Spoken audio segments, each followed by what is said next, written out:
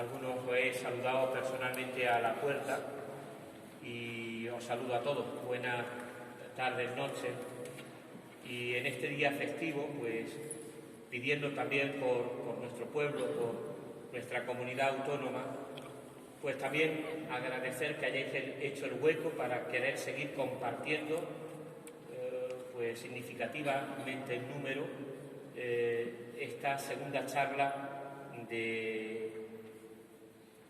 comienzo de la Cuaresma en este año 2020. Y doy las gracias porque si ayer aguantabais y soportabais el peso de Dios, el peso de la gloria y el peso del conciliario, hoy agradezco que aguantéis también el peso del conciliario. Hoy ahí tenéis el esquema que va a ir guiando y vertebrando la reflexión. Me inspiro en el pasado Congreso de Laicos que se celebraba del 14 al 16 de febrero pasado en Madrid, que nos invitaba a ser Iglesia, pueblo de Dios en salida. Y nosotros, hermandades y cofradías, porque somos Iglesia, porque no somos cristianos y cofrades, sino que somos cristianos cofrades, como no éramos, y bien nos lo recordó el Domum de este año, no éramos discípulos y misioneros, sino discípulos misioneros, apóstoles misioneros, pues somos también, como cofradías y hermandades, llamados a ser ese pueblo, esa Iglesia en salida, con el deseo de que la reflexión principal gire en torno al laicado, parte fundamental de ese pueblo de Dios, y a su papel en la Iglesia y en el mundo. Ese era el objetivo que se proponía el instrumento Laboris antes de la realización y desarrollo del Congreso. Como preparación última al Congreso se elaboró ese instrumento de trabajo y ahí encontrábamos tres preguntas: ¿qué actitudes convertir? ¿Qué procesos activar? ¿Y qué proyectos proponer? Y es que tantas veces en nuestra Iglesia estamos viviendo como de recuerdos, somos nostálgicos, eso antes no lo hacíamos así, y ahí a veces nos quedamos en el anclado en ese pasado y sin querer incluso no abrir el futuro, sino vivir con ahínco y con coraje el presente. La frase, al hilo de la lectura de ese instrumento Laboris de trabajo, me propongo ofrecer e intentar compartir algunas reflexiones, respuestas a esas cuestiones planteadas. ¿Qué actitudes convertir? La Cuaresma es tiempo de conversión, ese tiempo para convertir, para dar la vuelta de vertedera. El arado en el surco da la vuelta de vertedera a la tierra, dar la vuelta de vertedera a qué actitudes hemos de dársela, qué procesos activar a la luz y qué proyectos proponer. La frase ha sonado la hora de los laicos, qué bonita es, pues fue pronunciada en muchísimas ocasiones por el Papa San Juan Pablo II, hundiendo sus raíces en el Concilio Vaticano II, y ha venido siendo repetida una y otra vez, dando título a multitud de ponencias, de charlas, de catequesis, de cartas pastorales. Mirar, dice el Papa Francisco, continuamente al pueblo de Dios nos salva de ciertos nominalismos declaracionistas. Los eslogans son muy provocativos tantas veces los eslogans, pero si no nos mueven al compromiso, pues nos quedamos en bellas frases que dice él, pero no logran sostener la vida de nuestras comunidades. Dice el Papa, por ejemplo, recuerdo ahora la famosa expresión, es la hora de los laicos, pero pareciera que el reloj se ha parado. Sin embargo, ciertamente estamos convencidos de que esta es, y a esta es, en verdad, la hora de los laicos. Vuestra hora, vuestra hora. Otra vez, ahora sí, de verdad verdadera, la hora de los laicos, nos preguntamos. La hora de seguir repitiendo machaconamente los mismos eslóganes, las mismas frases hechas por el uso y seguir repitiendo por el uso y el abuso. ¿Cuándo será el momento de acuñar bellos eslóganes, de dejar de acuñar bellos eslóganes y vivir en Cristo? Con San Pablo, para mí la vida es Cristo.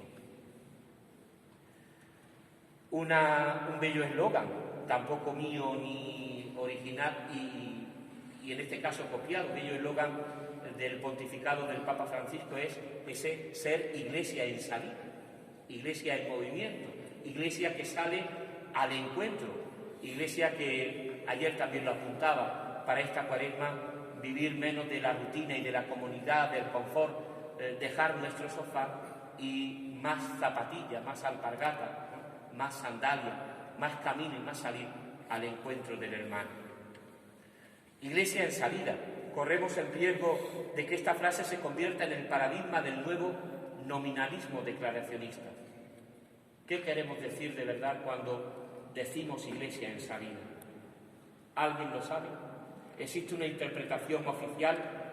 ¿No termina siendo tantas veces la típica frase que cada uno acaba utilizando como coartada, como esa coraza, como ese escudo para justificar las propias decisiones personales, los compromisos, las componendas con el espíritu del mundo, la tibieza, la mediocridad, la rutina? Iglesia en salida significa salida de una iglesia sin el mundo que permitió que surgiese un mundo sin iglesia hacia una iglesia mundo. Esa frase es de Leonardo Bozo.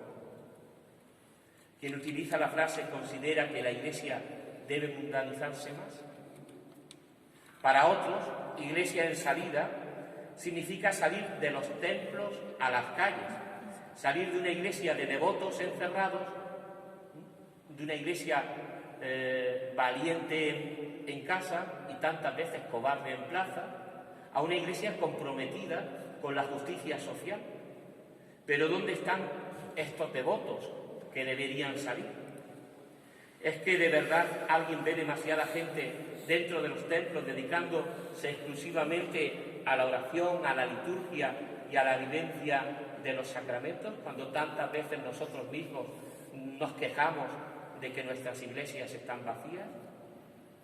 ¿No ocurre más bien en nuestra España que demasiada gente hace ya tiempo que salió no solo de los templos, sino de la iglesia para nunca más volver cristianos de partida de bautismo? Otras veces, con esta frase, se alude a la situación de la iglesia hoy. Esta sería la iglesia genuina, verdaderamente la iglesia en salida, no la del pasado ni la del futuro, la que nos toca vivir. Es quizá el contagio del papanatismo adanista del mundo de hoy, que piensa que solo ha nacido y comenzado verdaderamente con él. Nos creemos dueños de todo, nos creemos dueños de la creación. Bellísimamente, al introducir la oración de los fieles el pasado miércoles en la Eucaristía, el obispo don Javier nos recordaba cómo, la plaga, la pandemia, la enfermedad del coronavirus viene a demostrar lo pequeñitos que somos ante la grandeza de la casa común, de la que somos servidores y no dueños. Iglesia en salida, la de este momento, Iglesia en salida, la que nos toca vivir. Iglesia en salida, cuando miramos al pasado, no solo la que evangelizó todo el Imperio Romano, ni de la que se abrió a los bárbaros, ni la que evangelizó a los pueblos eslavos, tampoco la que evangelizó América, Asia, África, Oceanía, Quizás San Francisco Javier pertenecía a una iglesia cerrada en sí mismo, o un San Vicente de Paúl. Y qué arrojo, qué parresía, qué coraje evangelizador.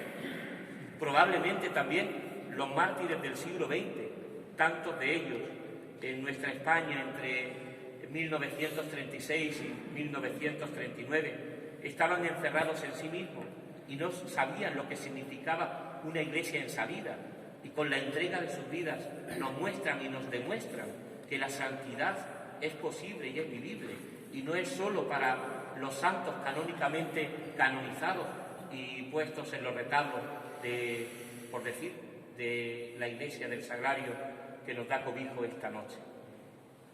Para bien de la Iglesia y de las almas, quizás sería conveniente no utilizar tan profusa y alegremente estos nominalismos declaracionistas de intenciones, estos eslogans, si no nos mueven y nos conmueven a algo más. ¿Qué actitudes convertir?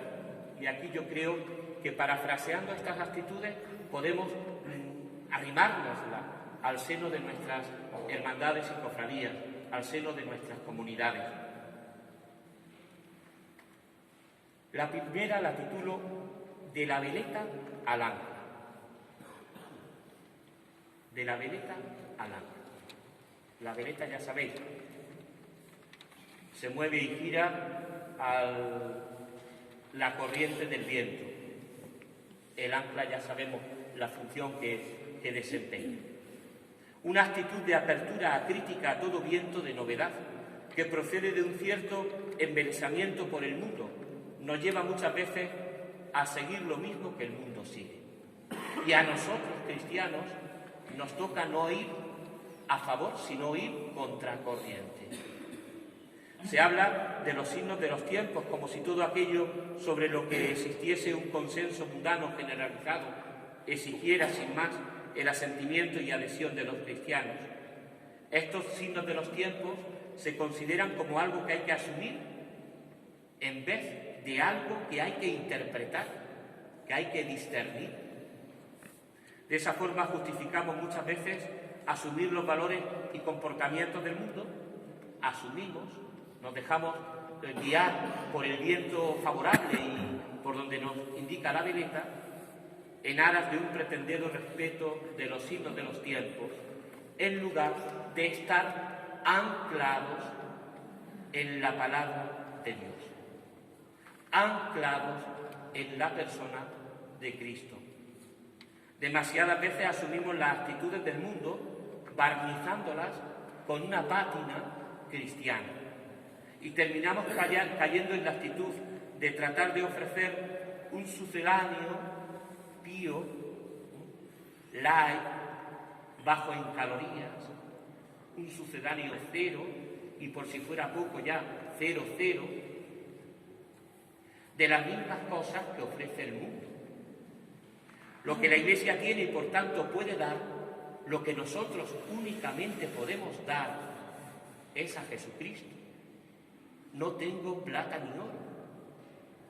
A Jesucristo, que es a quien tengo, es a quien te doy. Pero a veces damos mera justicia social, llamándolo obra social. Vamos a llamarlo al menos caridad. Mero activismo político, ecologista, llamándolo denuncia profética. Mera democracia con el nombre de sinodalidad, mera condescendencia bajo el nombre de pastoral, mera ideología llamándola teología de rodillas, meras modas disfrazadas de signos de los tiempos. Vamos a anclarnos en Cristo, vamos a anclarnos en su palabra, vamos a anclarnos en sus actitudes y en sus sentimientos, para que nuestra vida se mueva como Él se conmovió y se movió. De la senda ancha a la estrecha. Ya os vendrá la imagen del Nuevo Testamento, del Evangelio, ¿no? La puerta estrecha.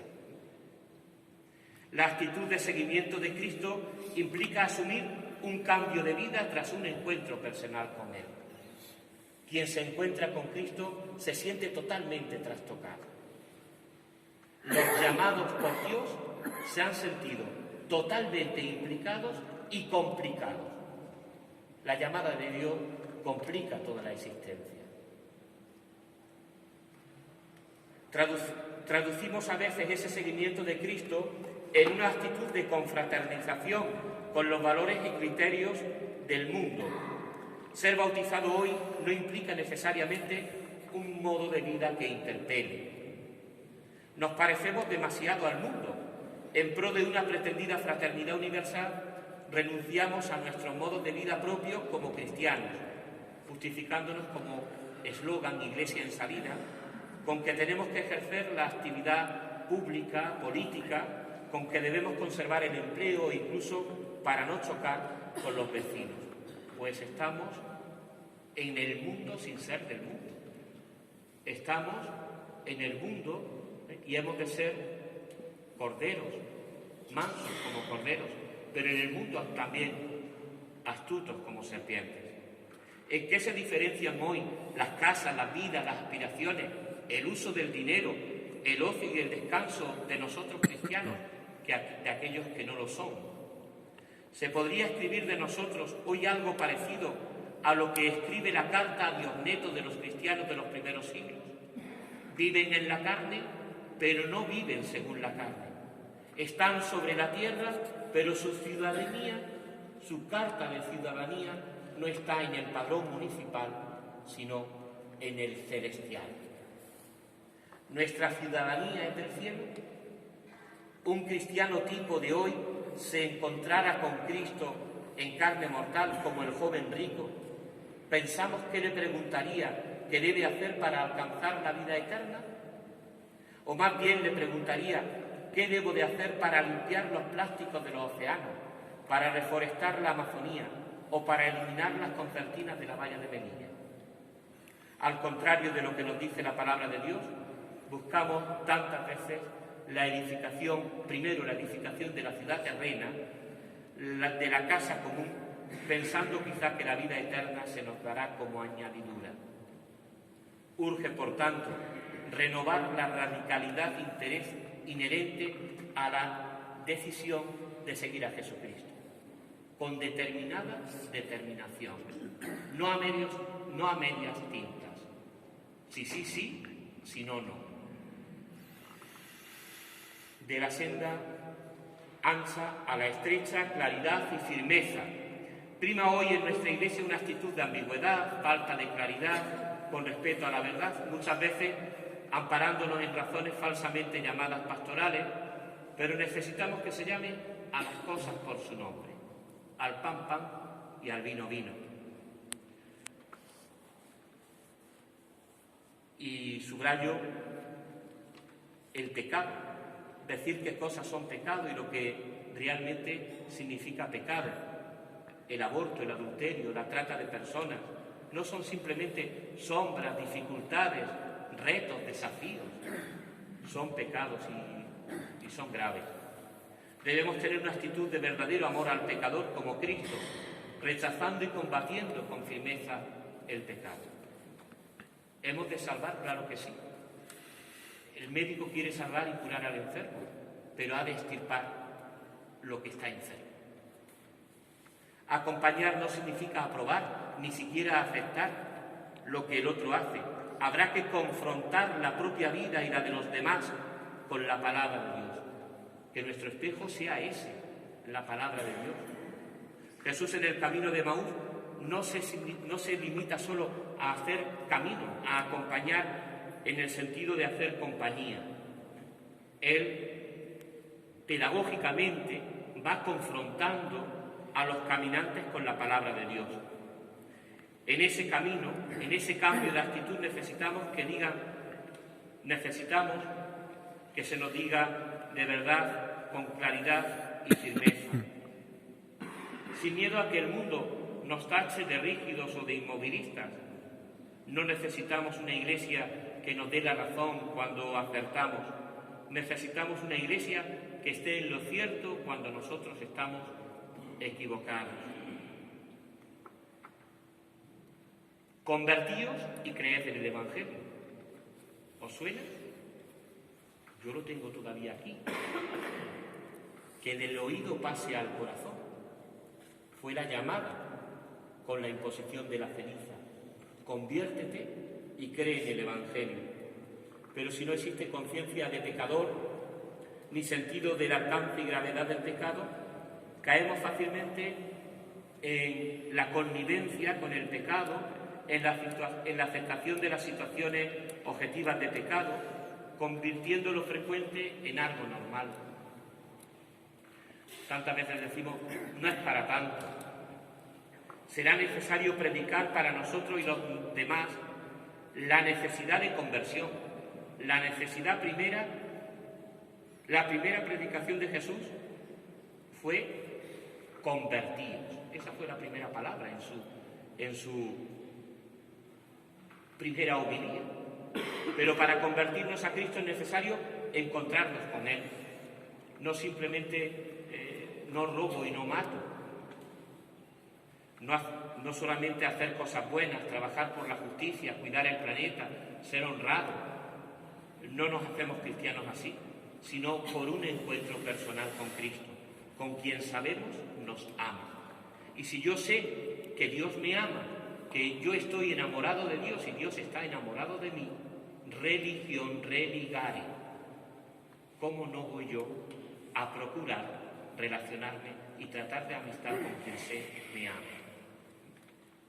El amado con la amada quieren verse, no solo quieren whatsappear. Y necesitan verse, porque hay un lenguaje no verbal. La conversión tampoco ayudan a tomar conciencia de necesidad de conversión las continuas etiquetas que se van añadiendo a esta palabra. Conversión pastoral, conversión misionera, conversión comunitaria, conversión ecológica. La conversión, todo le ponemos apellido.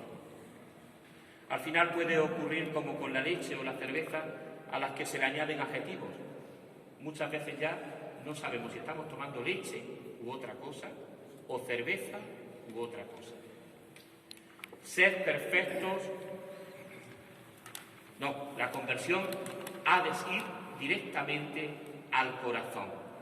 Y en el corazón la conversión es aún a Cristo. Lo demás serán situaciones, ámbitos, niveles en los que deberemos ir manifestando progresivamente esta conversión radical. Sed perfectos como vuestro Padre Celestial es perfecto. Viene el eco del domingo anterior. Necesitamos recuperar la confianza plena en el poder transformador del amor de Dios. Dios puede transformar